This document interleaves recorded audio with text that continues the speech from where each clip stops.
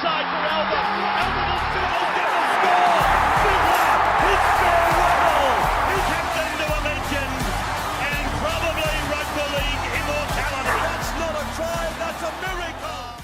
Welcome back to Roo and the 15th, heading into round 4 of your rugby league football. Been an exciting week here on the podcast, plenty happening. Sowie jumped on yesterday, absolutely flying. Beers and Break Evens went live yesterday. Make sure you go and check all of them out. But the cherry on top at the end of the week, TJ, how be thee?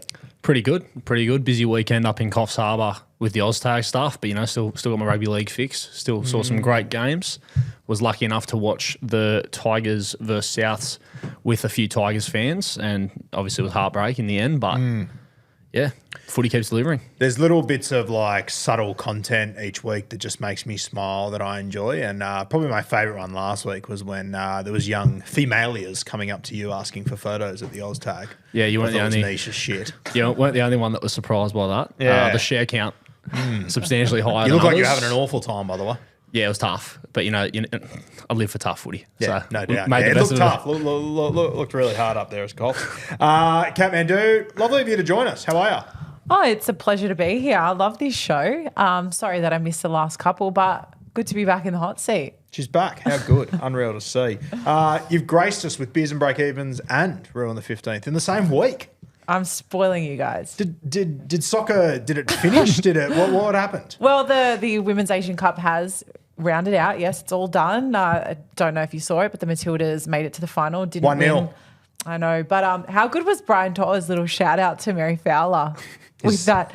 His sister? One of the best tries I think I've ever seen. But anyway, it was a great month, but definitely happy to be back in the league space as well. Yeah, it was a good try that he scored, and we had our monthly Brian Totter is the best winger of all time chat on Blokes. That was good to run that back again. Where do you stand on that? I don't know. Probably the same place I stood 4.5 fucking years ago. But imagine when he runs for over 170 metres, what we're going to do on a Monday. Oh, my goodness. Strap me in for that. I was unfortunate in the sense I watched that try live, and it was absolutely heartbreaking. I wore my... Last year we beat them. We were like 11-1, massive upset. So I thought, I made a big song and dance last year. I wore my 2014 Freddie Fittler jersey from the Auckland Nines in a video, and I sort of made all this song and dance. We then won, so I carried on like a dickhead, as you'd expect. Thought this year I'd do the same thing. So I went out to the game live in this jersey that looks like it's painted on, and we had our asses handed to us. And I had guys from school and a few people that I sort of knew going, what the fuck are you wearing? Like, it was tighter than how the players, Mate, I was just about to say, and I say this with absolute all due respect, I am not in the business of having pot shots at people, but considering how tight that was on you, I'm shocked you were getting it on a year ago because it was painted on. Yeah, I wasn't getting it on a year ago, and it was a massive effort getting it on. Now, last year I wasn't at the game. It was a home job. You know what I mean? Right. Sitting in Allianz as I watched Te'o do that, and they just kept running in try after try. And I got guys from high school that you run into every so often going, "You absolute tool! What are you wearing?" It was a tough night, but is what it is. The video that you posted at the end, it looked like you'd maybe escaped to the nosebleeds or something. You didn't want to be seen. I was in the back row of the stadium, Cat. I knew it. I knew it. Yeah, it was. And I even faked a phone call to walk up the back as well. It was a fucking tough night, but whatever. How good. Love to see it. Tough night for you, Chookies? Yeah, started with so much promise, but It did start with a lot of promise, didn't it?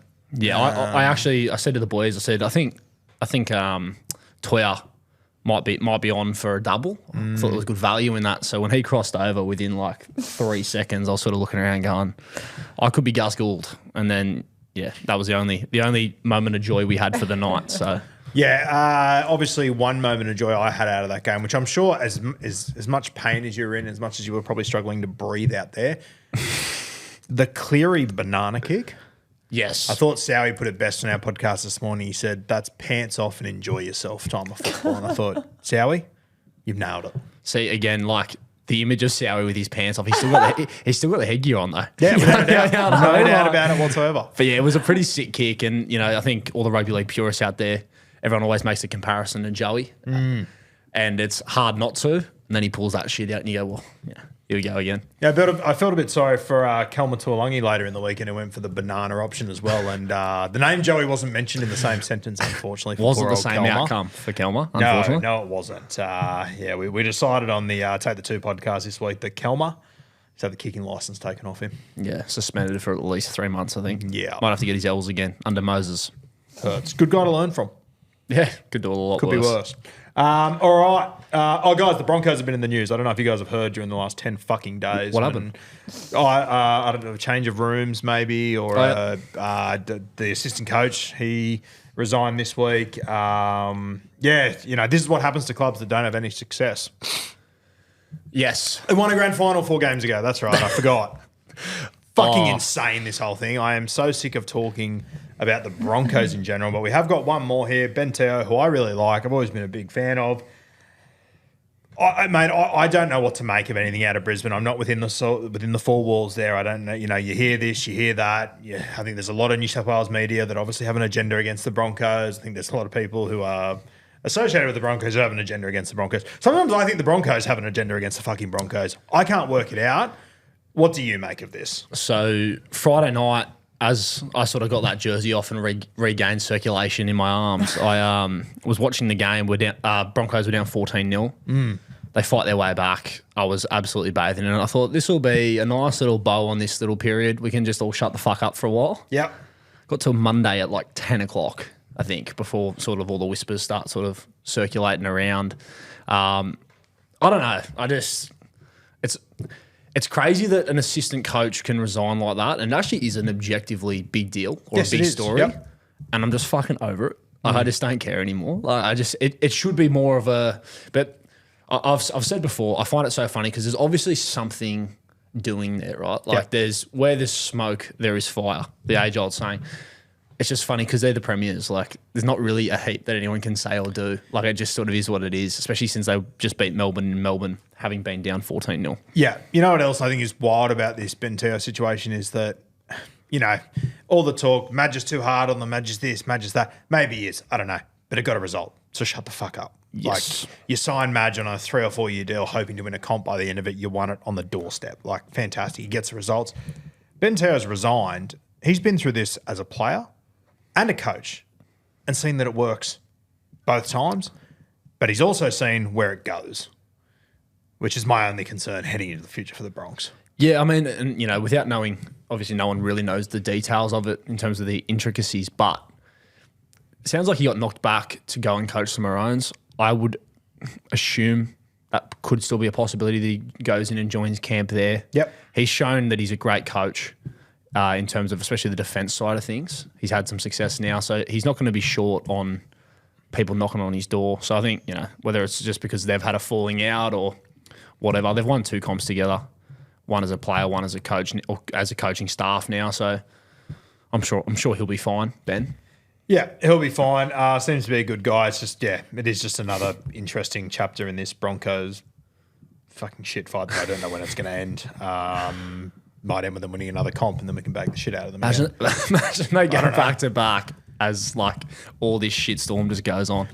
It's not that wild. Like when you think about last year, it was an absolute shitstorm up until the grand final. Like it was a shitstorm the entire way through.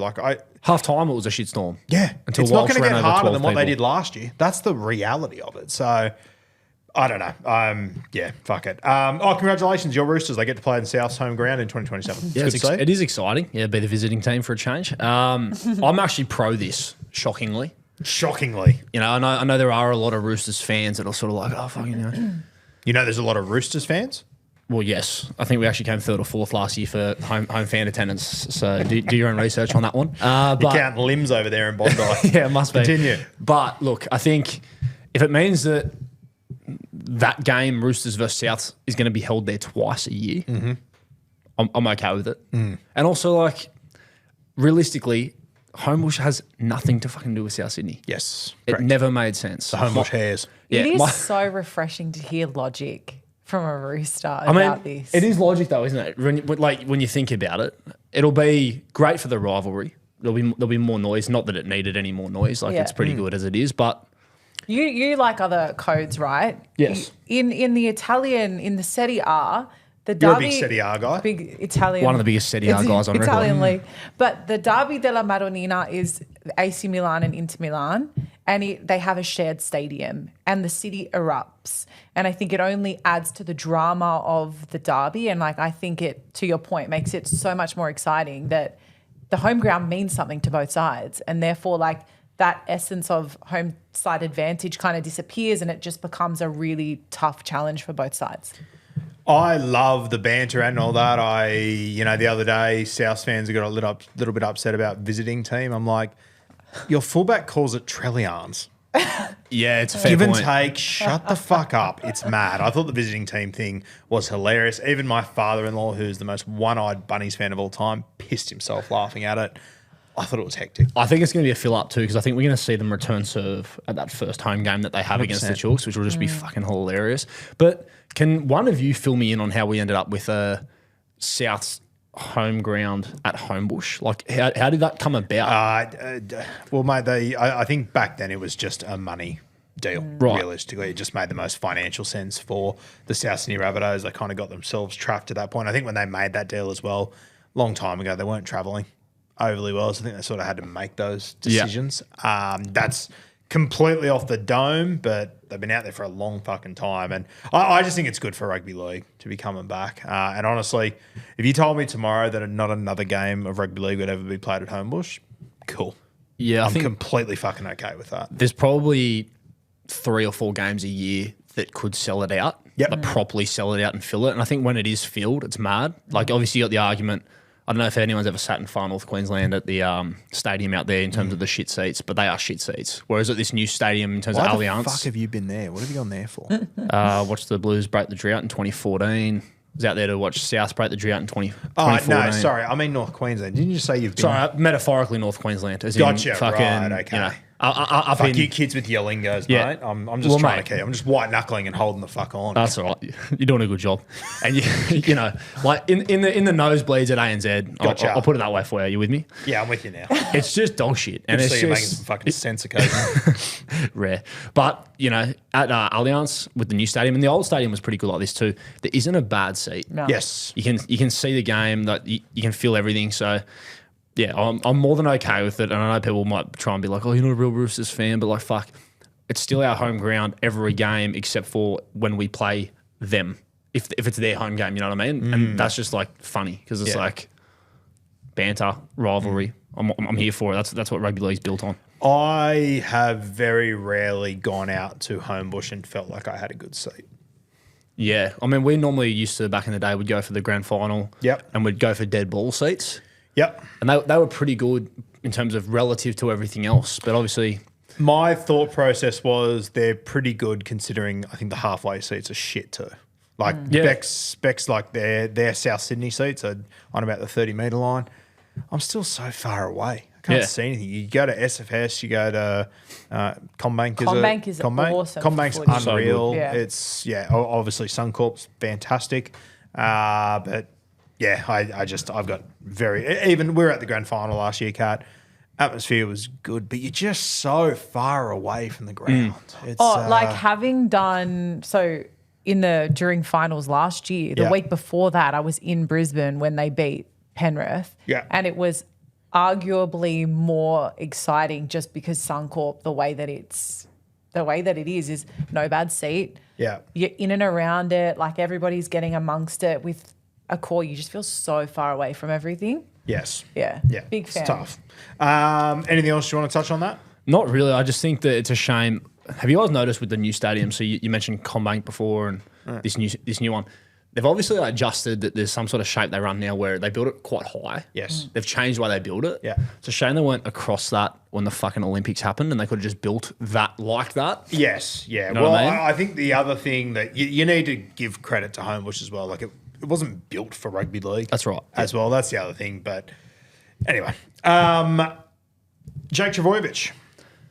Yeah. I've spoken a lot about Jurbo so far. I've heard some other takes this week about he should retire, he should hang it up. I think that's just so fucking over the top and stupid. He should play less minutes, but he has still got a role in this team 100%, in my opinion. What are your thoughts? Well, so the first try they scored this year, he sort of jumped in at second receiver, which obviously he's sort of been known over the years for being a workhorse, but also having that ball playing. Yeah. And when he came through in that sort of block play era, he was one of the main guys that you would sort of look at as a middle and go, Yes. he can ball play. Yeah. I think a lot of this has to do with the headgear he's wearing. I don't think it's doing him any favours, It's eh? sure as shit not doing him any favours. They're throwing out retirement chat, and then it'll like cut to him in that headgear, and I'm just like, oh fuck, Jurbo. Like he's actually doing so much better than what people are giving him credit for. He's in a team that's struggling, especially through the middle. I think you're spot on with this, Gurino. I think that the retirement chat that some people are throwing out is fucking absurd. Yeah. I think every time that they do that, I think Manly just falls further and further down into a hole because he's like your main culture guy, and also use him for 20 minutes, get the best out of him. Like what he can create for them in attack is so important. And I'd actually look to use his 20 minutes towards the back end of the first half personally, because I think they just get fucking rolled. Like they just get rolled through the middle. If you watch the first couple of games they've had this year, it's such a concern for them there. Yeah. He's never going to be that explosive guy that's going to set the tone now in the first sort of 20, in my opinion. And I also don't think he's like mobile enough to play 60 minutes. Yep. So when they're sort of getting rolled at the back end of halves, like especially that Newcastle game really highlighted that for me. That's when I'd be throwing him out there to just go until you're fucking exhausted and just sort of weather the storm here. Because they don't have any guys on the bench, respectfully, that are that guy. And to be honest, like looking at someone like a Bullimore, he's probably more likely to be the guy that can play longer minutes and sort of compete at that speed.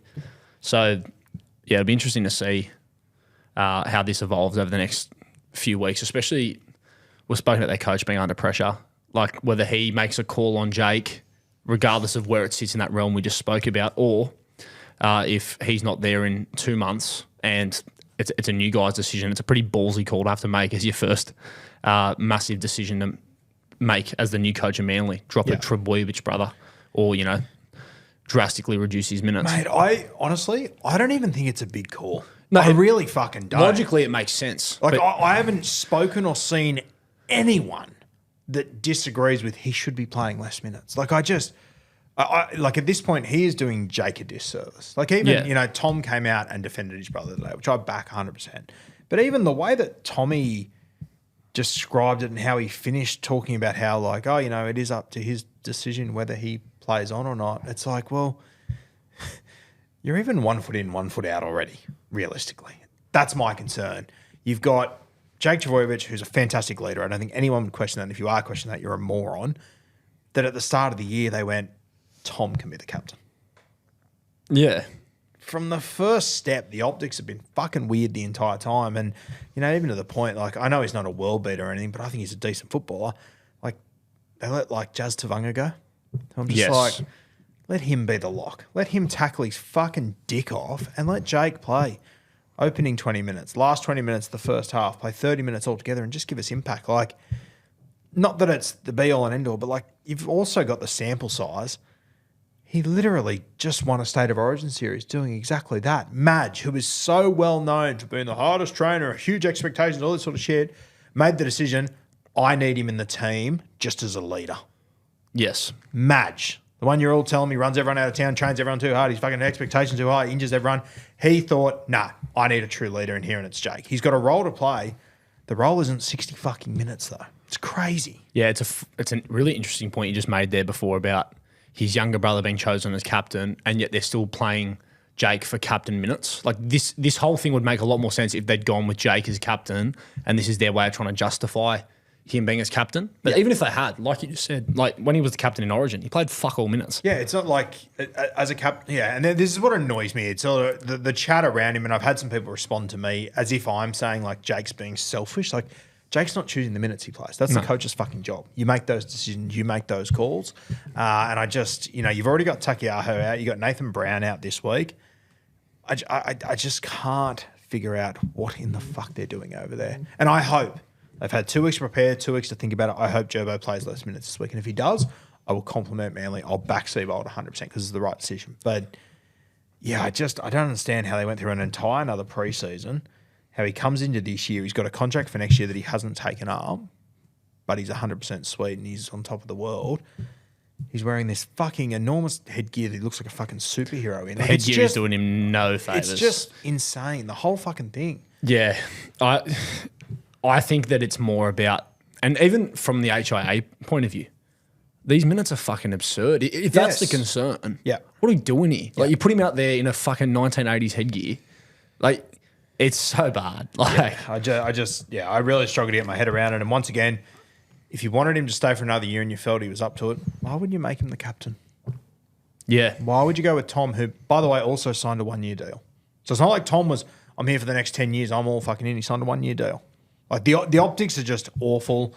I think something has to change. I think something will change over the next few weeks. And I think, unfortunately, tonight's game of footy will be the catalyst for it. But knowing how my tips have gone so far this year, maybe that's a Manly 13+ special. Let's talk about that game coming up. Your side versus the Manly Seagulls. DCE returning to Brookie. I want to talk to you, first of all, about Joey Walsh. Yes. Is he ready? Maybe not. Is it time? Yes, in my opinion. He might not be completely ready, but, let's go back 18 months ago. Was Galvin ready for first grade in week 1? Well, apparently not. No one knew who he fucking was. And by round 12, he was... Gus Gould still doesn't know who he is, and he's out there doing the damn thing. Yeah. I think at some point... I think with the way that the game is played nowadays, I think that for young halves coming into it, I think it's a little bit easier than it's ever been. Kick pressure doesn't exist anymore. You generate so much ruck speed all the time that I think it just allows these guys a bit more flexibility in what they're doing. He's coming in with Jamal Fogarty, an experienced halfback. Is his forward pack going forward? No, it's not. But hot tip, if you debut him in 6 months' time, is that forward pack going to be going forward? No, it's not. And, how many people are they going to sign in the offseason that you're going to go, now it's a good forward pack to play behind? If fucking Galvin can debut behind that Tigers pack that won 3 spoons in a row, Joey Walsh can come into this side. Yeah, I agree. And it is a hard thing where it's probably coach under pressure. If you blood him and he doesn't do well, and they're probably balancing out how does that affect his development. But I always think he's at an age where you throw him in. You are throwing him in the deep end, but I think that's only going to be a good thing when you look at what's the upside otherwise. Yep. Like, you're not giving away a premiership here, respectfully. Yep. So that would make more sense. So interesting to see him drop out of the side completely. Like, he's at a... I don't know. I mean, in saying that, if they've made the decision that he's not going to play, then sure, good as gold. Just let him go play cup. But I cannot believe we're in a world, and I know he's playing a different position, all that sort of stuff, but I can't believe we're in a world, but Brandon Wakeham is in this side before Joey Walsh right now. For me, if you're going to play Brandon Wakeham at 9, just play Luke Brooks there and try something new. Yeah. I also think it's interesting with the pack and just how weak it is at the moment. In those first 2 games, Jamal's boot sort of counteracted that a lot and sort of kept them in the game. And even despite that, there were still very clear periods of those games around that middle period of the game where they were really getting rolled through. Yep. But as you said, let Walsh come in and do his thing, learn off Jamal. Jamal's already making up for a lot of the deficiencies through his kicking game and his leadership. Not that they've got the chocolates for it yet, but hard one to understand. At least if he is playing cup, if that's the call, at least he can go and get some reps under his belt. Less fuck around for him in terms of where he stands. Wouldn't shock me, though, if he's in here by sort of round 13. I would have done it this week. I would have taken the 2-week opportunity with the bye to get him ready and get him in there. As you just said, mate, Jamal Fogarty, like his boots, has been able to sort of keep them in games. Same as the last 6 years with DCA. Yep. It's not like we've all woken up this morning and gone, this Manly pack's not great. They've known it for 6 years, which is why they always make sure they have the biggest boot they can in the halves because they know they need it. You made your bed, Manly, with Joey Walsh. Let him see if he can turn it around. Anyway, I'm going to have the same conversation for the next 6 weeks, I think. What else are you looking at when it comes to your Roosters side, mate? So with this game, a lot of chat around DCE. Yep. Going back to Brookvale, personally, I couldn't give a fuck. I think we all know how this is going to go. They'll boo him, but it's mainly in good spirit and do you reckon banter. they will? Yeah, I reckon a little bit at the ground. Like I reckon a little bit of banter. Like I said, I don't think it's mean spirited or anything. I just think it's I don't think he'll get booed. I don't think it's going to be like heavy booing or anything like that. But probably have a few people lipping him and a bit of banter. I think it'll be friendly. Yeah. I reckon he'll get somewhat warm response there. I really do. I think Manly fans know what their fucking problems are, and I think they know that the person that probably turned the light on so they could see it was DCE. Yeah, I don't think it's going to be from a fuck you thing. I think it's more just like you were here forever. Yeah. You want to comp here. You were our captain. You're gone now. But a lot of chat about that. I'm most excited for Tolu versus Te'o in terms of matchups here. I think that's going to be really exciting. Other one I want to see from our point of view as a Chooks fan is Savala. First game back, he's been injured. He's on the extended bench here. It'll be interesting to see what his role is. Now, I think most people assume he's going to be there as sort of halves cover, injury cover. But I know for a fact that he's been getting reps at multiple different positions throughout the preseason. They've been using him, giving him time at 13. I think even a little bit of 9, different things. They're not sort of short on options in those positions. But the fact that they have given him options there, if something does happen in the game or even maybe just part of their rotation, he's part of it. I don't know. But I'm keen to see that. We spoke to Teddy at the captain's launch at the start of the year, and I actually asked him about Hugo, and he said something really specific, didn't he, Kat? He said, I think everyone's sitting around thinking Hugo with DCE, there's not going to be a part of our squad, but he said he's going to be an integral week-to-week feature of our team. So, and it was said very definitively by Teddy. And I think, people might have an idea, from seeing him on TV and stuff, but Hugo's enormous. He's fucking huge. He's huge, yeah. Like he would well and truly be able to handle himself on an edge, at lock, whatever it might be. I think you could even just put him out there without a position, really, and just let him go. Yeah, it'll be interesting to see where they use him. And we even saw, I think it was his second game. I don't think he debuted there, but I think the second NRL game he played, he ended up having to finish the game at centre. Yep. So he can cover a lot of positions, and he's a big body. His kicking game, I think he will play a role, but this is sort of our first look at it, which I'm excited for. I think ultimately, though, we beat them through the middle. Yep. Not necessarily through our forwards. I think whether it be offloads from Nafua White or whatever, I think Teddy has an absolute fucking field day here.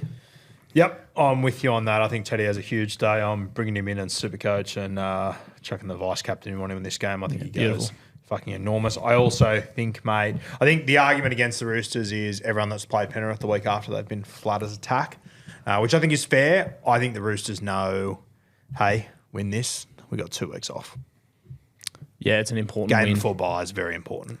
Yeah, and just to sort of shut up a bit of noise that's starting to... You don't want to go into a bye after getting done by 40 points and then lose to one of the wooden spoon favourites. No, absolutely not. I really like the Roosters in this game. I thought, mate, last week, just to touch on it really quickly, I thought Reece Robson looked really good for you guys in a tough loss. He was very impressive. Like in a game that was 40-4, to stand out and be noticeably good in the middle. But I thought he looked very classy. He's gonna be a massive get for us. All right, one of the big pluses or one of the most interesting things coming out of Team List Tuesday was at the Warriors. Luke Metcalf named. I think we all sort of anticipated by this point due to Tanner Boyd's form that he would be the 5'8" and Tanner would be the 7. They've gone that way. What are your thoughts on that combination? Yeah, it's going to be interesting to see what the dynamic is. I think it can definitely work for sure, just based on how Metcalf plays. But I think it can't go unnoticed how good Tanner Boyd has had to be for this to just be an obvious... To me, it was an obvious decision that he stays, mainly based on his kicking game, but even like some of the tries that he's scored already. Like we're fucking 3 games in. Yeah. And he's just like, on the weekend, score blew out late. They scored 3 tries in the last 5 minutes, I think. It was game on there for a while. Like they had a lead, but it wasn't done. And at one point for him to just sort of plant the right foot and just score under the post. Big play. And I think, you mentioned last week that Graham Arnold sort of noticed his boot years ago. His kicking game has been unbelievable. So I hope they sort of let him run the show. But it'll be interesting, do they go an edge each or... I don't know. I'm sort of keen to watch this. There's a few ways they could go about it. And obviously Metcalf's still easing in off a pretty heavy injury too. Yes. So, I don't know. I feel really confident this is going to work. For those of you that haven't watched reserve grade over the years, I haven't seen much of Lukey Met until last year. Like I think last year he was the man because he needed to be. Watching Lukey Met throughout his career, I've always said, he's done fucking well at halfback. I don't think he's a halfback. I think he's a 5'8" or a fullback personally. And I think what you'll find is what I've seen from Luke throughout his entire career, he's not I need to be the guy, I need the football. I think he's going to fit in really well for Tanner. And I think Tanner is actually one of those guys. He likes to be in charge of the football team. I think you've seen it the last few weeks. So if I was coaching this side, I'd sort of let them be kind of old school halves and play together. I'd have Tanner at first receiver all the time and then just have Metcalf playing out the back, almost like a fullback. That's how I'd be going about it. But I don't think we're going to be sitting here next week going, whose team is it? I think it's still going to be clearly Tanner's side. I think they're too well coached not to be like that. And I think people underappreciate Metcalf and his footy IQ and his selflessness as well. Well, I know you've been watching Metcalf since he was about 2, so that's why I was interested to ask you. I'm confident this will work, the combo, like you. Given you've seen a lot of them in the lower grades too, could this be like a genuine explosion of a combination in terms of just unbelievable, given it sort of plays to their behind this strengths? pack? Fucking oath. Yeah. And I actually don't think this game is going to be the best example for it. I was talking to Rando this morning. He was saying that apparently in New Zealand, it's meant to rain for 3 days straight before this game. So it's going to be a wet affair. Realistically, with the way the Warriors play, it's going to be short exchanges around the ruck. So I actually don't think the halves are going to play a huge role in this, realistically. From like a super coach point of view, I think they'll both score like reasonably low. Yeah. Because I think they'll just fuck with the Tigers around the ruck and just build pressure. And I think it'll be the same story. It might go in at halftime. They might be up by 6 or 8 points. And I think we'll get to the end of the game and go, the Warriors won by 30 again. Because they just built too much fucking pressure and they were too good around the ruck. But yeah, I really like this halves combination. Actually, the day Tanner Boyd signed, this was my post. These would be my halves. But then Metcalf came out and fucking exploded, obviously, as a halfback and killed it. But I've always thought Tanner's a 7, Metcalf's a 5'8". Metcalf, to me, feels a lot like Nico Hines. Yes. Won a Dally M at halfback, killed at halfback. He's not a halfback. He's a good footballer. And I think now you've got a genuine halfback with Metcalf. I think it'll work really, really well. And I think that you've seen Nico start to play some good footy again since Trindle's sort of started to become the guy there, which I like. Yeah. Just last thing on that, just to play the rugby league violin a bit. Also just a good story to see, like a guy who's bounced around a couple of different clubs, fucked around at 9, 7, 6. Like he's just, to put his head down and across 3 rounds, he might have essentially changed the trajectory of his career. Like I don't think anyone You know what's so good? Like when you started that sentence, I actually thought you were talking about Metcalf at the start. Yeah, I now know you're talking about Tanner, obviously. And it's 2 fantastic stories. Both that are of very them are different, unbelievable. but both fantastic stories, yes. But I reckon in 3 rounds he might have changed the trajectory of his career. Like no one really outside of, like I know you've been high on him for a while in terms of the potential, but people wouldn't have backed him in to be your 7 in a side that might threaten at the back end. So yeah, awesome. And to be completely honest, at the start of the season, I didn't think he'd be in this spot. Don't get me wrong. He's played even better than I thought he was, but if you watch Tanner coming through the gym, like the funny thing about Tanner Boyd is that he was like a prodigy when he was young, but at his school, state, and when he was playing for junior Kangaroos, his edge back rower was Dave Fafita. Yeah. Who just no one could fucking touch. So it was a bit hard to tell, is Tanner Joey or does Tanner have fucking Ali Leotawa, Ali Leotawa, his uncle outside him that he just is unbeatable? Is that what pushes him up? But, and I hate to fucking put the boot into the Titans because they don't need it right now, but them and halfbacks, they just refuse to see eye to eye. I don't know what it fucking is because there's so much talent up there at the Gold Coast and at those schools and all that sort of stuff. But because they despise developing a good halfback. I don't know fucking why. Oh, yeah. So he's obviously a Kira Park. Yes. Junior. Yeah, right. Fuck. It's a bloodbath they've let him go in hindsight. Hindsight's a beautiful thing. Well, I mean, it's a bloodbath they've let him go, but honestly, if you gave Tanner Boyd 20 years at the Gold Coast Titans, is he ever going to play like that? Probably not. No. Probably not. History tells us no one will. It's just tough though, seeing, Cooper Byer come onto the scene, Tino, Cleese Haas. Obviously he's gone, but they feel like they might be close. So it just shows your timing's everything. Like they feel like they're close and then they step on the field and you're like, fuck me. All the optics, Gordy's in, Matty's in, Cooper Byer wants to stay. Like, I'm sitting here 3 weeks ago looking at Cooper Byer's dad fucking in the paper spraying his thumb for saying at the Titans, that's a bit of a dick move. I'm sitting here 3 weeks later going, Dad was right. Might have had a point, Marcus. Maybe playing outside Jerome Hughes would have been a better play. Hopefully I'm wrong. Parramatta, in my opinion, were in a worse spot this time last year and they've turned it around under their new coach. I hope Hannah is the same, but the optics worry me early about the minutes Tino's playing and the minutes Mo Fodawaker's playing and just the impact of both of them as well. Just got to give him time. Like you look at Holbrook at the Knights now. I think Holbrook was fucking close at the Gold Coast. Yes, and I think they that's shut true. the bed when they were floated at Des Hasler. Yeah. Just stick it out. I think Hannay is the real deal. You just got to give him time. Yeah. And I think as well, the reality is that club is built around Jaden Campbell, as a lot of clubs are built around individuals. Parramatta, again, is built around Mitch Moses. We know that.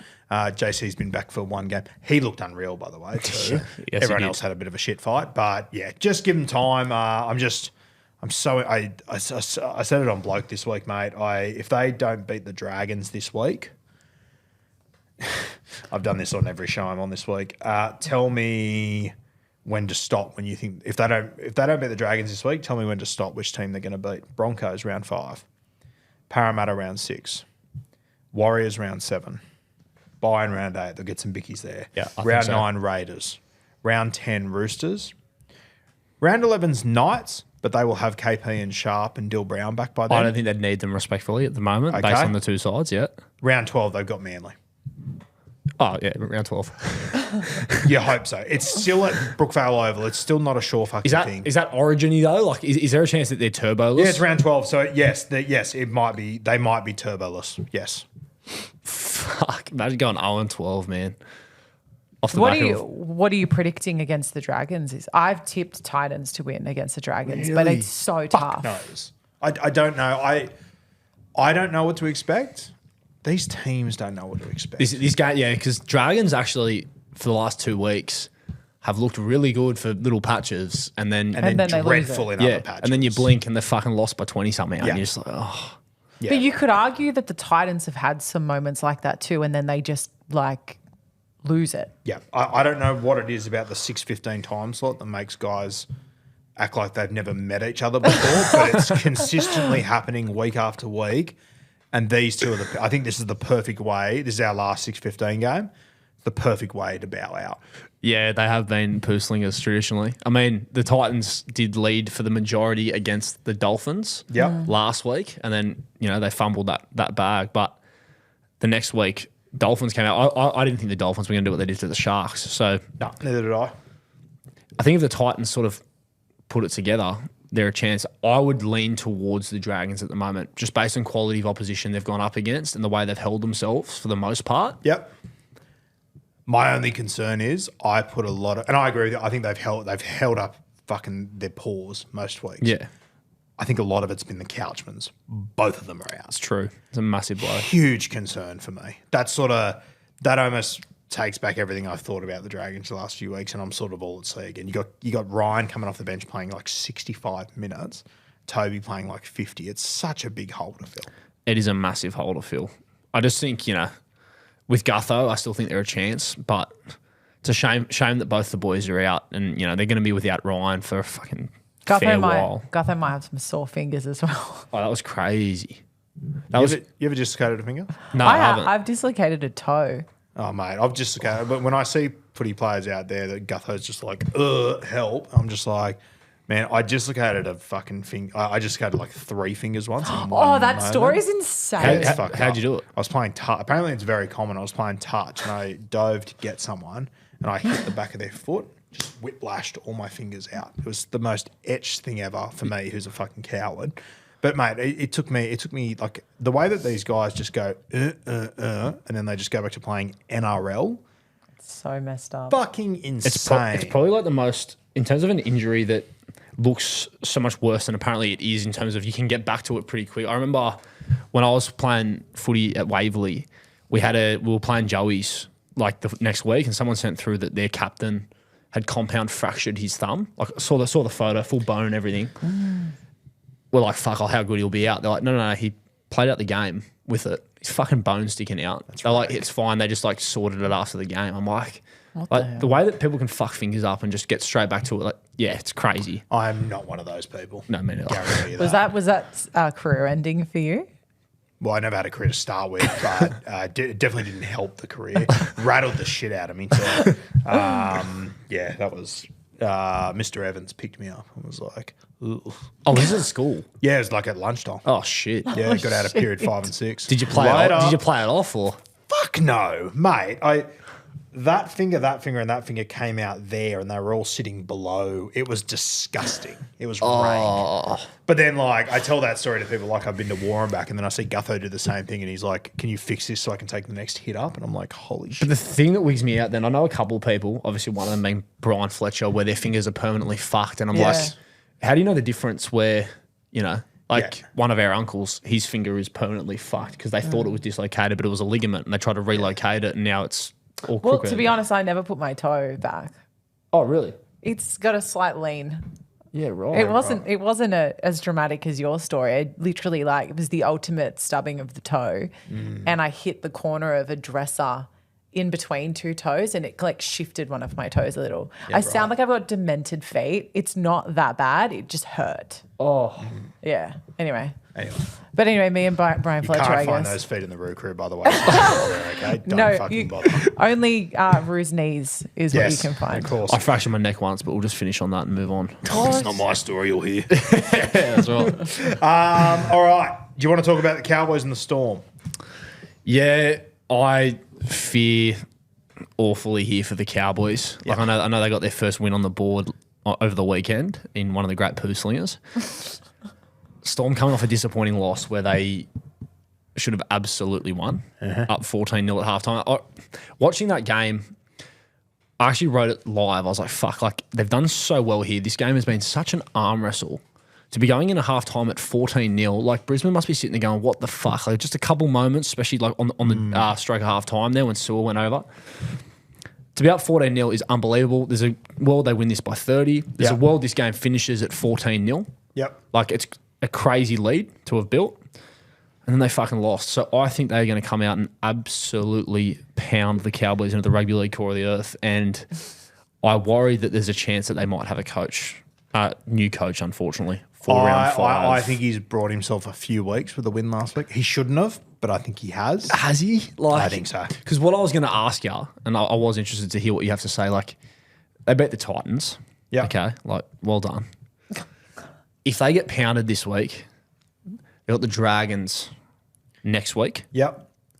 Like, what are we waiting to pull the trigger on here? Yeah, I think I had to think about this last week, and after they won, I was like, okay, you're not going to sack him now. And then I was like, well, I think if you do sack him this early in the season, like you're sort of conceding. Like you've had him there for 5 years.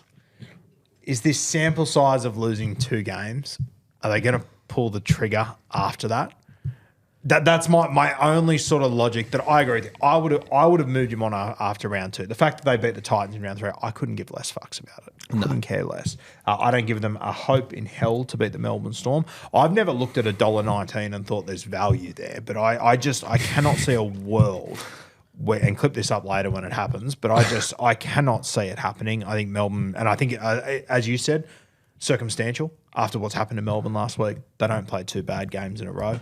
They're going to bounce back from that.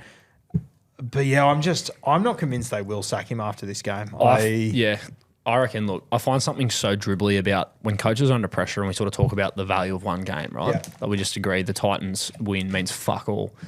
I think this is the buy yourself time or get sacked game. I think if he managed somehow to fucking beat Melbourne off the back of what happened last week, I think he does buy himself time. If they lose, I reckon you pull the trigger. Because the thing is, like, fuck, if you beat the Titans... Okay, but then why wouldn't they have sacked him after round 2 then? Because of what you just said before. Like, I think there's a certain... They will hold off as long as they can without needing to do it. Because, like you sort of said, there's an unwritten rule that you sack your coach, you're conceding that this year is obviously a write-off. But we know that. And that's where everyone bagged the shit out of Flanagan for what he said. And I get that, like, probably as a coach, probably not the best look to say that. Most people get what's going on here. Like the Cowboys fans won't be sitting there going, fuck, we're not going to win the comp this year now. Like, fuck, they get it. So I just find it so funny because it's like he beat the Titans. Okay, he's bought himself a few weeks, which is probably the truth. If he wins this week, I still think the writing's on the wall there in terms of like they need to go in a new direction. But I think the writing's on the wall still, but I think when you beat the Titans, the writing doesn't change on the wall. No. It's just optically. And I personally would find it a little bit weird if the Cowboys take a stand. Well, you got beat by Melbourne. We can't stand for that. Yeah, Just well, yeah, like, of course, yeah. You've But stood for getting beaten by most teams for like 3 years now. Why is this the week? And if you knew if you walk away from Townsville on Saturday night and go, oh, Todd's not the guy, tell me you didn't know that last week when you went in against the Titans, not knowing what the fuck you were going to get. But this is why it's so dribbly, because the thing is, let's say they do lose to Melbourne like what most people would expect. Yeah. And then they lose to the Dragons, then they sack him. What a waste of everyone's time. Yeah. I would feel better sacking him after a game you go into that you're like, okay, we can win this game and we lose. Which is what they always do. And it's just funny though, because that's never Yes. going to change the long-term. Put it this way, I Outcome. think if your Roosters put 40 on Manly on Thursday night and he's under the hot seat, as I said last week, it comes a point where it's a race. Who's going to move on the guy first? So we've got first dibs of who's next. Yes. That's where I think it could get interesting. I But- was actually going to ask you that. There's a bit of this like same conversation going between Manly and the Cowboys Yes. right now. Is Payton leaving? Is Siebes out? Like, do you think it's this effect whereby one will do it and the other will follow through quite Well, no, quickly? I reckon one will do it and then the other one, that actually eases a little bit of pressure on them. Yeah. Because they're not looking for someone immediately. You've already lost the jump, I think, a little bit. That's So is it funny. to be the first? Well, I think there is an aspect of be the first to do it because then you've got first dibs of who you want out there. And I personally think there's every chance the Cowboys have maybe already got their guy inside the building. I wouldn't be surprised if it's like Dean Young, something like that. Because I'm also looking around the room. I'm like, well, and this is the whole thing with coaching. If you're going to sack your guy, you have to have someone better to bring in. See, but this is why I reckon the sooner they pull the trigger, the better here. Because let's say he is the guy they're looking at. Yep. If he's an interim coach for a while this year, if you give Dean Young this year, where you're like, and I don't know if internally they've told him this or whatever, but you sort of get a snapshot of what he can do before you sort of pull the trigger. You know what I mean? Like, let's say they Yeah. don't have someone clearly decided, but they're like, this guy can coach. We think he might be the next guy up in the NRL. And there's other clubs that are talking about him. Give him this year to like lock in and do it, see what he can achieve. And then, you know, you can move forward with that however you want to. Yeah. Or you could just swap coaches, Manly and Cows. Fuck. God. As I said with you, I think there's every chance he will be gone soon. Yeah. I think it is an absolute clown act if Melbourne's the final straw, though. Yeah. I just think optically that's a shit fight. Like, I just think that's, yeah, anyway. This could go a million different ways. I wouldn't be surprised if the way this ends is Todd actually walking at some point. Which if I was a coach, that's how I would want to go out and go, hey, I can tell these guys aren't playing for me now, which maybe they are, maybe they aren't. I don't fucking know. I think there are, I think to Todd's credit, there are guys in that team that I believe are Todd Payton guys, but I think there's other guys that really aren't. Which has been the male for a while. Yes. And it's a very hard dynamic to try and win back when there's such a split. I think to his credit, I think his leaders are Todd Payton guys. I think Dearden and I think Ruben Cotter are. So that helps him. But if you're not getting a result out of the rest of them, and if you're not confident Todd's going to be your guy, you either have to make a decision, is it Todd, or are we trying to cull these guys that maybe aren't completely on board, which I think there's some fucking good players on that side. Tough. Yeah, it is. Very It tough. Okay, they got way too much airtime for my liking. Raiders Sharks. You got a hot prediction for us? I don't mind this. I think this goes to Golden Point. Just like it. reeks of Golden Point. Yeah. I think this has got 1 to 12 written all over it, whichever way you're going, whether it's 80th minute or 81st minute. I think this will be very tight. I'm leaning towards the Raiders, 1 to 12. So am I. I just, yeah. The Sharks are a hard one because, like we spoke about last week with the Panthers game when they went down, they probably beat most other sides the way they played. Yeah. I thought most of the game with Dolphins on the weekend was a real arm wrestle, and then the Dolphins just won a couple of really big moments. Yeah. And like that ball Katoa through to Osako Holy was fucking unbelievable. Yeah. What was Howie's phrase? The sit Pants back and off. enjoy. Yeah. There's pants Pants off. off, headgear on, enjoy yourself. That was unreal. So I think watching that game, the Raiders forward pack will be able to compete with the Sharks. I reckon this could be an Ethan Strange. He needs the footy. That's like probably the main point of difference for me is if he can be running the ball in good spots, getting lots of footy. If he looks comfortable for the whole game, probably lean towards Raiders. But yeah, I just think it's going to be a real tight game. Yeah, I'm leaning towards the Durs in this one as well. All right, we're going to have another edition of Guess Who. Now, obviously, Tommy went up 1-0 last week, which I've been tossing and turning all Who'd you fucking have week last about week? it. David Stagg. Oh, David nice. Stagg. Yeah, it was pulled a David Stagg pretty good by you. out of obscurity. Yeah, it was very good. I'm not happy for you, but it was very good. Very good. Now, Kat's going to step up to the mark this week. Big shoes to fill after back of Winston, who's just an out-and-out fucking dribbler. Yeah, it was a But dribbling Kat's one. had a bit of experience here. She's a veteran in the Guess Who game. We've done so a couple of Guess Who's in my time. very excited. So, just for those at home, it's one question each. Yes or no answers from Kat. Nothing more. Your questions have to be asked in a way that it is a yes or no answer. We each get 2 guesses. Yep. When you want to guess, that's one of your questions for the week. Is it blah? And if you use up all your guesses, it's just up to the other person to take as long as they want until they get it. Correct. I'm very excited. Did you go first last week? I did. You can go first. Good. Fantastic. Hadadi. Has this person played Origin? No. Have they played for Souths? No. Yes, they have. Sorry. Yes, they have. Good start. Have they played for more than 2 NRL clubs? Yes. Have they played for the Roosters? No. Is this player a current player? No. Are they a back? Yes. Has this player played for the Kiwis? Yes. I can hear your brains ticking. Have they won a premiership at another Sydney club? Let me check that.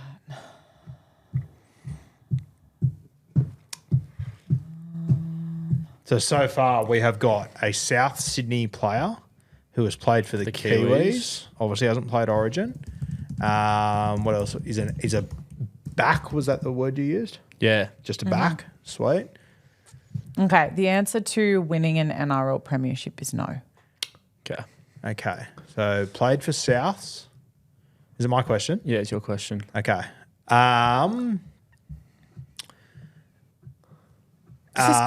This is quite hard. Did this? And we said the players played for more than 2 NRL Yes. clubs. Sweet.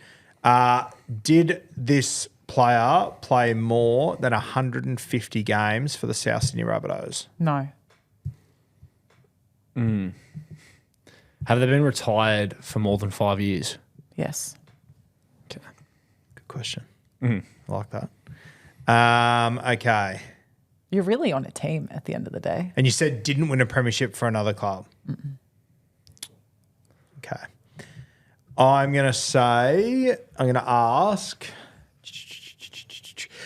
did this player in the NRL play for a Queensland club? No. Is it Ava? No.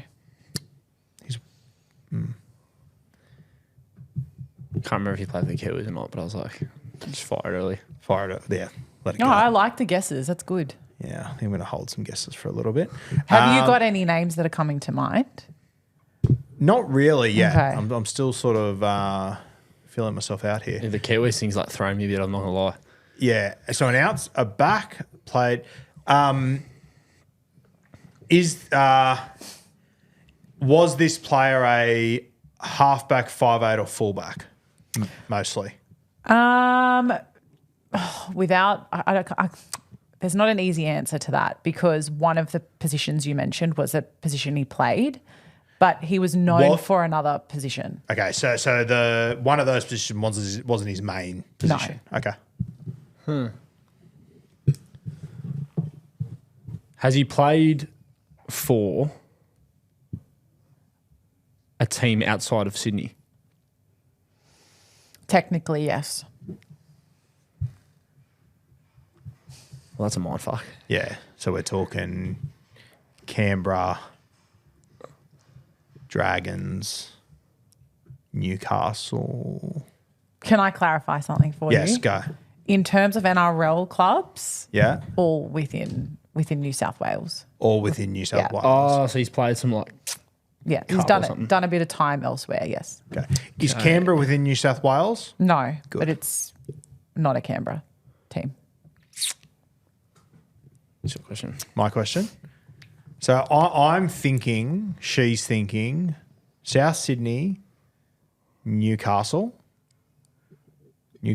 or like a Dragons maybe. The Sydney comment has me a little bit. New Zealand as well. That's the bit that's like throwing me. New 'cause that guy's Zealand. popped Do up. you want the clubs? Do you want the Sydney clubs? No, not yet. No, I Okay. think that'll make it to. Okay. Did I debut at South Sydney? No. Did I retire at South Sydney? Yes. Okay. Hey, a back that retired. I'm shooting a fucking blank here. I'm hating this game. I'm loving right that now. I've picked someone that's Yeah, actually this a is challenge. very good. Retired at South Sydney, played for the Kiwis. I featured in the spine, but it sounds like I was mostly a centre or a winger that played. I feel like we're going to get to this and I'm going to feel really stupid. Everything that you've said is correct. Okay. You're on the right way. On the right track. Interesting. I'm gonna.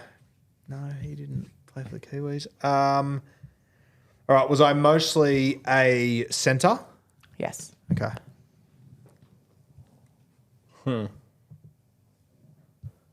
Sorry, you said he didn't win a comp at South. No. He did not win an NRL premiership At all. at all. So it was someone that I'm thinking of.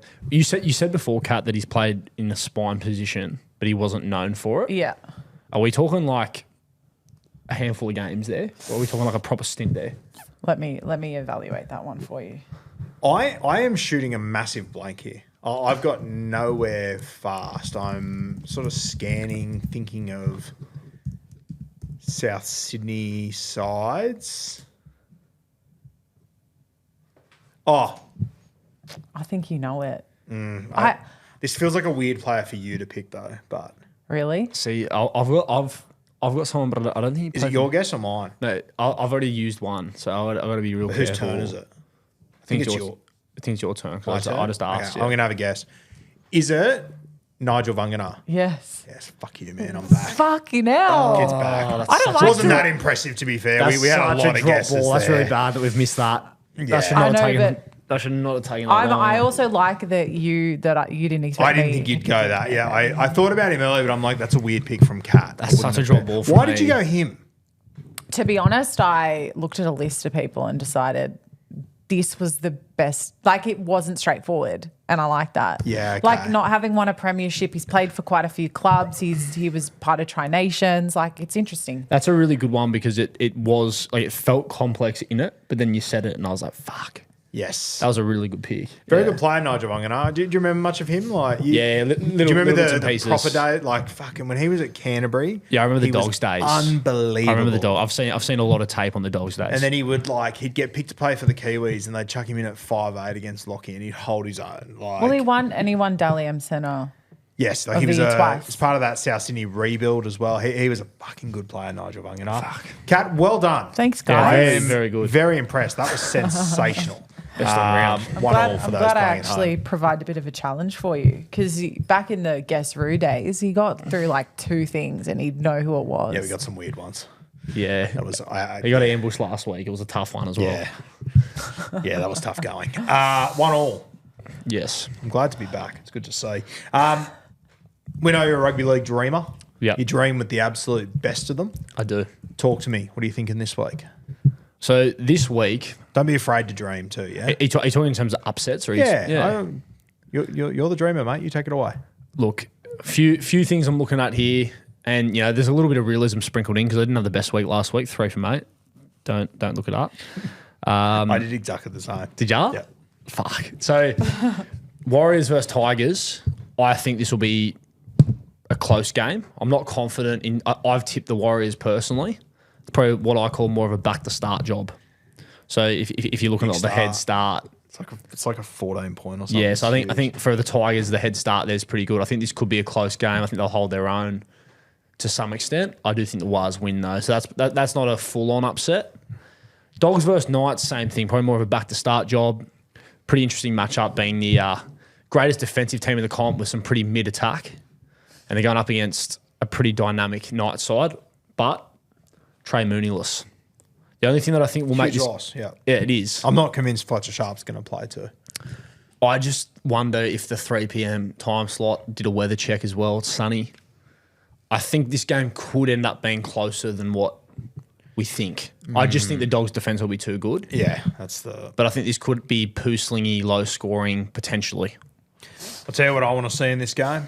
I mentioned it on Bloke already this week, so you might already have heard this dribble from me, but their bench is Kurt Mann, Josh Curran, Hapoy, and Sean O'Sullivan. They got Sewer and Fletcher Baker there. I reckon they had a plan to do this last week, and then the game just didn't play out the way they liked. I reckon if they get out to a big lead, I think you'll see Tuala come to the bench, Burton go to centre, Galvin to 5'8", and Sean O'Sullivan come on the field, and we'll start the transition. I think. Why else name him on the bench when you got Kurt Mann, fucking Jamin Salmon? I think you're on the money there, yeah. Which I'm excited to see, to be honest, because I think that is the team that will be there at the back end, however long it does take. So I hope they do make that call this week. But here's the dream. I think the Dolphins beat the Broncos. Yeah, I can hear this. Payne Haas out, Flegler back. Sounds weird, but Adam Reynolds in. Yeah, which I think is a good thing in terms of their attack, but defensively I think that could actually play in the favour of the Dolphins. I'm not even convinced it's a good thing in attack, to be honest with you. And I feel so fucking bad saying that, but like, how much more evidence do we need that for whatever reason, when you take a champion halfback out of this side, they just seem to throw caution to the wind and play better footy.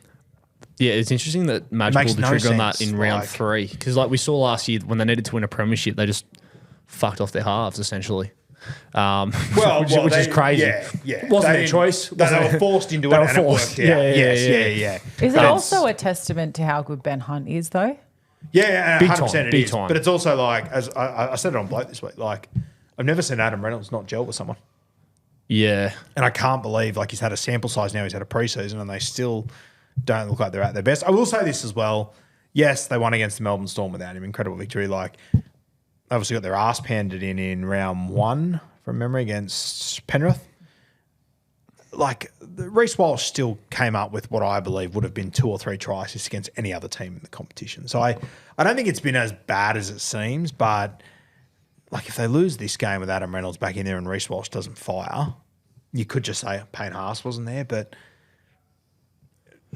it's one of the more bizarre situations I've seen of a very good team. Well, I think what makes it even more of a spanner in the works sort of situation. Like, you've obviously got the 2 guys that are 7s there. Yeah. Hunt can play 9, which we know. Yeah. Ezra Mam, a ball runner of note. So I think when we've seen him with one of the other 2 at 7, it's pretty good. What starts to throw more of a spanner into the works is the fact that Walshy, he also doesn't mind attacking a little bit like a 7 sometimes, whether it's first receiver down the short side, got a great kicking game too. So when you've got a guy in there like Reynolds where his whole thing is his kicking game essentially, like his game management, his kicking, that's sort of what he's built his career on. There's a lot of chefs in the kitchen. Yep. And sometimes all you need is just a grilled cheese sandwich. You don't need 4 chefs in the kitchen. You know what I mean? So Keep it simple. You come across as someone to me that when a grilled cheese sandwich gets a little bit too fancy, it'd really grind your gears. Yeah, it does. Yeah, Don't outthink the room. Don't outthink the room. So that's why I think if they do outthink the room, the Dolphins are a great chance here.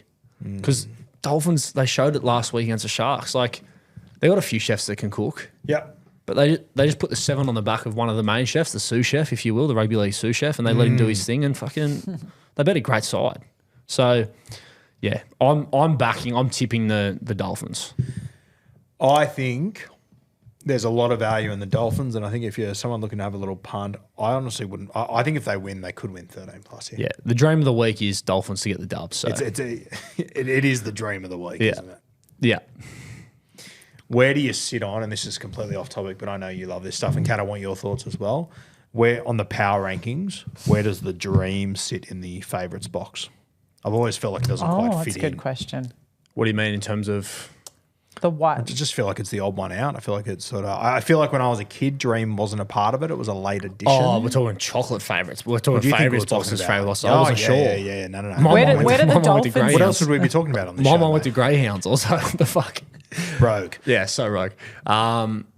Yeah. Where does Dream sit there? Yeah, I've always felt like it's a bit of an odd one out. I'm sort of like, ooh, what are you doing here, kind of thing. What's that?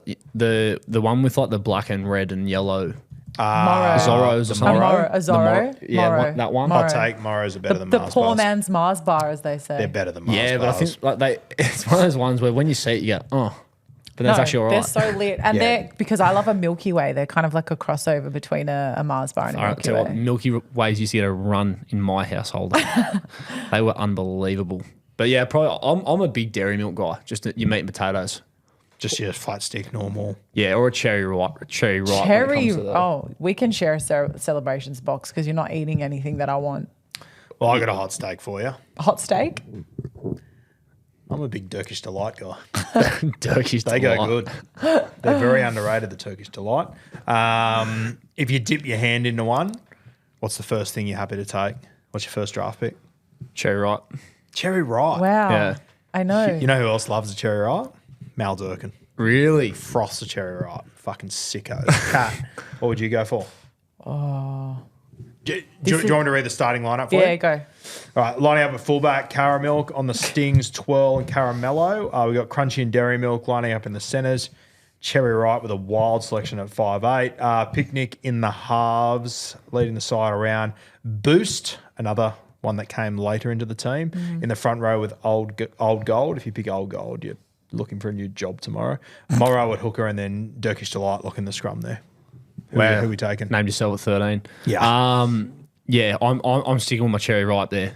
I'm more than happy with that. The other one that I don't mind, Twirl, good finisher on the wing there. I think you said Yeah. Yes, 12 was in there. very strong footballer. 12 I would never pick, but if I'm given, You'll I'm happy eat it. with it. Yeah. Yeah. I'm actually gonna second the 12 move. The 12 move. Alex 12. I'm gonna Twirl. I'll go for the Alex twirl. I love a flake. Yeah, so And so that's it's what I like was thinking. it is the closest thing to a flake within the celebrations box. But it goes with everything. But I also hate to break it to you, Guru. Like, I love an Old Gold moment. Bit of a dark knew you chocolate would. fan. Yeah, pretty good. It's I'll tell you what's low key poo, crunchies. Oh, not into it either. They get a massive rap. No. I think it's unfair. I'll never forget at St Charles, our primary school. I remember we were at, you remember you had to do like that gymnastics thing one a term. And we had a new teacher came in once, first lesson. You know that the first few sessions of those gymnastics things are boring as fucking it's shit a shit until fight. you're at like lesson 5 and then you're doing flips and shit and you're putting it all together. Yeah. All off it, fucking hating it. This is our 1 hour of fun every week, and we're doing fucking the most boring shit ever. And I remember him saying during the thing, he's like, got a reward for all of you at the end. And we got to the end of the lesson, he handed everyone an Old Gold. And I was like, bro, read the room. You've had an absolute fucking shocker here with 8-year-olds. This is Giving disgraceful Paul stuff. carriage sort of stuff. Just such a miss.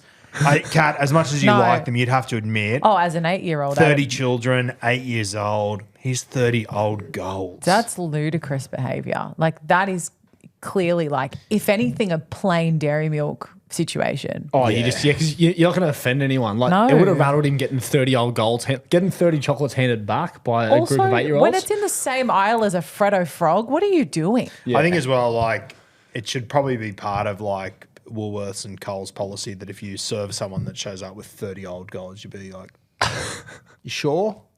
You mean like Anything else? Fucking anything else? Yeah. What's can't your get around favorite? that. What is your favorite chocolate? I'm going to answer first because I've got mine ready for you. And they're not available in these like celebration packs because they're so elite. Twix. Twix. Good. I love a Twix or a Kit Kat. Obviously, Yes. just top tier chocolates. Twix is incredibly underrated. Twix are so underrated. When I was in America, in Las Vegas, I started to notice they sell Twix as ice creams now.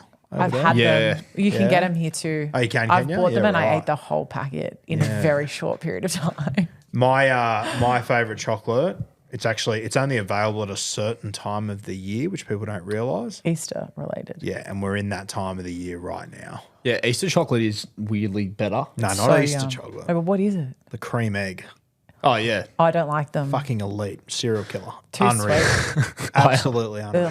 My personal favourite, sort of prior to the 6 again rule coming in, you had Cadbury sort of revolutionise the game with the Marvellous Creations. I thought that was a train wreck, personally. Nah, Too much. there's one flavour. There's a generational gap here when it comes to You know that Marvelous Simpsons creations. episode where Homer designs the car for his brother? Yeah. Do you know it? Don't No, just I do. yet I do. me. I do. And it's a Tom shit- Jaeger, no, and it's you're a born shit in fight. 2002. You talking about I when he hope- makes it and it's like a shit fight, all the Thank stuff put God. together? Yes, yeah, that's yeah. the creations. Yeah, I'm more of a family guy. That's on the record, but I know you are. Yeah, but I do know that. You know what annoys me more than anything about you? And I'm just going to be completely honest with you right now because we're we go. family and I love you dearly. The obsession with Modern Family, I find absurd. One of the great shows. Miss One me. of the great shows. Fucking miss me. You kids that missed out on Seinfeld, you don't even know. You don't even fucking know. Where do you stand on that, Kat? I was raised in a Seinfeld house. Like my dad was obsessed with Seinfeld, so I watched a lot of that. So it's a lot easier for me to like go back to it. Watched a lot of Modern Family as well, but I think I'd be more of a like if I have to pick one. Do you understand the hype around Modern Family though? I think it is warranted. Like it's a well written show, but I don't Yeah. think it wasn't a bandwagon that I was on. Yeah, okay. Yeah, that's fair. Because I've never claimed that Seinfeld wasn't better than Modern Family. I just want that on the record. No, for sure. Just And a super believe fan. me, if you had, you would have known about it. Wouldn't be sitting here, that's for sure. Yes, but yeah, I've just I hear you sometimes reference to it and stuff, and it I don't know, it Doesn't gives sit me well the with ick, as you. the kids say sometimes. It's not very often you do that, but I just wanted to get that out in the open. I appreciate you sharing. But yeah, look, I think with the Marvelous Creations, there's one flavour in particular. I think it's like they put like little jellies through it. Mm-hmm. You like that? But then there was some where you spot on. They outthought the room. Yeah, where it's popping in your mouth and shit. Yeah, that sort of shit. I miss me with that. That's but like sensory overload. Yes. Yeah, which is like that's just them knowing their audience at the time. But there was one with like the jelly babies through it, masterstroke, absolute masterstroke. It's Rocky Road kind of vibes Yeah. when you've got the. That is exactly because the I one I'm was eating these during the show. Yeah. No, we heard Anyway. you. Don't worry. I do We have heard you my mic loud. off. I actually thought you got lost in that bag down there for a second there. All right, is that us? Anything? so. Oh no, it's not us. Sorry. You came in with a topic this week that I love. I did. We probably don't have all the time in the world, but I'm keen to go through this with you. No, that's right. I'm just gonna rattle off a few of them, and then I want to hear your thoughts on Or a couple would you in rather particular. save this for next week so we can do it properly? Yeah, okay. Maybe let's do that. So for next week? Let's do that. Do you want Right. to give a bit of a teaser? Yeah, let's leave a little bit of teaser. Just show a little bit of skin today. So, best sides to not win a premiership in the NRL era. We want you guys to leave in the comments because we're going to let you guys sort of lead this via the comments next week when we take a deep dive into this. I don't know if we need to say any more. You've done some good work here, Oh yeah, and I think this can be maybe our lead topic next week. absolutely. Yeah, so anyone that survived the chocolate fiasco there, let us know in the comments. Best sides to not win a premiership, who you think it is. And not just who, don't leave me a one-word answer. That's bullshit. I need a who and why. Yeah, give us the Yeah, narrative. I'm like a year 6 maths teacher. I need working. I need you to show you working and explain it, and then we can take a deep dive into it. Do you feel like you've confidently got one in your mind that you think is the standout? The one that I think is a standout for me, because there's a few here that I've sort of picked the one side. I'll give you one that's just sort of an era. Yeah, hit me. So the 2012 to 2014 Bulldogs. Yes. 2 grand finals, no premiership. And my working, if you will, from a rugby league perspective, is that side sort of revolutionised the game in terms of using forwards as part of your attacking shape generally. So before that, we'd had ball players, like I know you're a massive Brad Clyde guy. Yeah.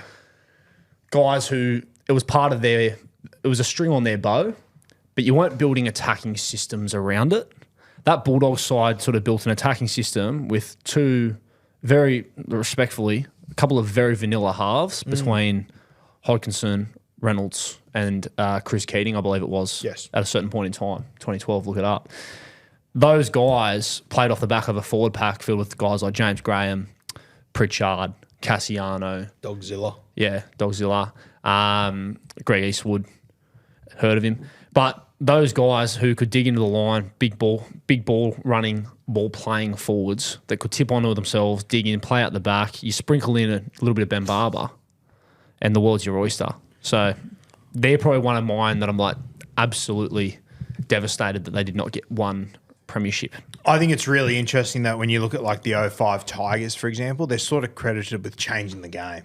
The wrestling was so dominant, then the Tigers just flipped it on its head and did everything so differently. When you go back to that, as you just said, that sort of 2012, 2014 period, you go back to like 2010, and for those 2 years, the Dragons were so dominant, just playing the most relentless but boring style of football Yeah. ever. And the Dogs just went in the complete opposite direction. Correct. The Dragons were led by their halves, Benny Hornby and Sowie, obviously. The Dogs went in a completely different direction, but you probably don't get credited enough with it unless you lift the trophy. It's true. And the other thing that's funny about that sort of era at the Dogs, 2014, they make a grand final. They go down to Souths. Yeah. We all know how that story played out. Des Hasler and the execs at the club fucking hated each other. Yeah. Essentially that whole year. And you always hear this yarn about, and for the most part, this is probably the exception that proves the rule, that if a front office is in shambles, Yeah. normally the football side of things is in shambles. He took them all the way to a grand final that year, essentially with everyone at the club fucking hating him outside of the playing group, which, pretty good feat before he then, moved on. So, but yeah, that era, go back and watch some tape on him.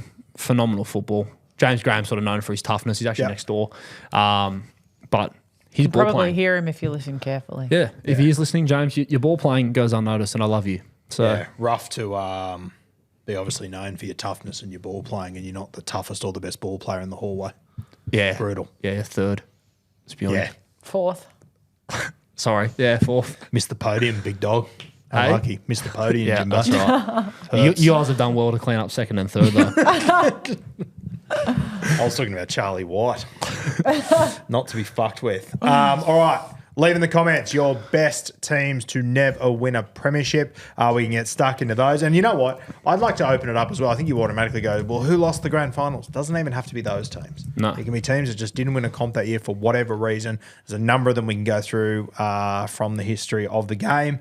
We'll go through those next week as a main topic. Anything else you guys got? Throw it in the comments. We're obviously pretty early days in this show. As you saw with our chocolate raid today, we're happy to go in many different directions. I thought that was the chocolate chat was a long-term decision for the show. I'm just really fucking Not hungry against off it. the back of it, to be honest. Yeah, no doubt. What have you had today?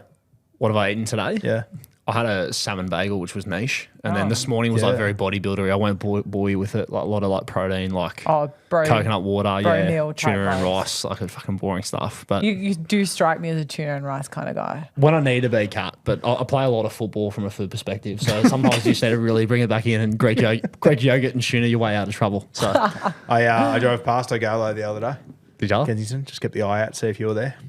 No. You know where I've been a couple. You've done well to miss You know me. where I've been a couple of times since I've seen you. Where? Your favourite chicken place in Croydon Park. Nah, shout out to him. Great work. Great work out there. We were actually talking about him this morning with a couple of boys. I was like, we No got to way. drive out there and go there for a feed. And they looked at me like I had fucking... You know what? next time we're doing this show, I'll bring some for you because That would be- I drive past it. Really? Yeah. Oh, that would What's be... it called? Nah. Nah. It's like what apparently what Eljana Eljana was in was. the early days, The golden in the golden era. the golden era of Eljana. The golden days. How good. Have you experimented with Olay on Gardeners Road? I love Olay. Yeah. It's- Have you had the new one in South Point? No. Why would I go to the new one when I've got the best one around the corner? Well, so you've got the one near you, which Yeah. is mad.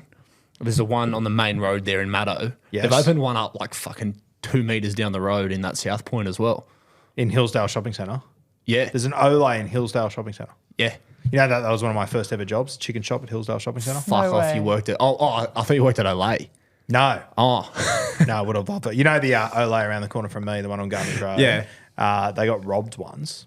And there was one chick on, right? Yeah. She worked there for years as well, fucking weapon.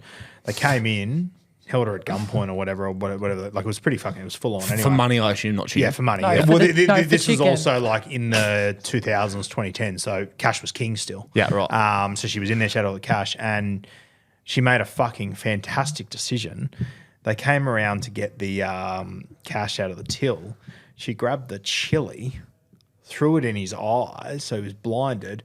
Then she went outside and locked him inside the shop and rang the police, and he could hardly fucking see, and he couldn't get himself out of the shop. So she just sat out the front of the bus stop watching him like a fucking hamster running around the shop, trying to work out how to get out, trying to kick things open and shit while crying and fucking eyes all over the place. And then the police just arrived and unlocked the door and took him. No doubt he was dropped to a robbery reserve grade that Yeah, week. no doubt. Yes. That's one of the worst. Let me attempts at introduce you to crime Ron ever. Massey, my friend. Had a fucking shocker, but she killed it. That is so embarrassing. Be like dude, what are you doing? It's like, Yes. I was trying to rob the joint. That's really that's like so embarrassing. Mate, can you imagine too when you're having a burger and you like rub your eye with a bit of chili? Like how fucked up that is. Imagine like having it poured in your face. Sack that. That's one of the best stories. You'd probably take yourself to jail. You'd be like, yeah, no, fair play. Fuck this up pretty bad. Okay.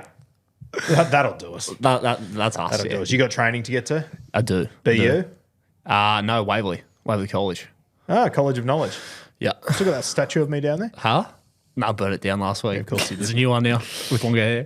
Very good. All right. We will see you next week. Leave in the comments what do you want us to do and those best teams that never won premierships. We'll see you next week.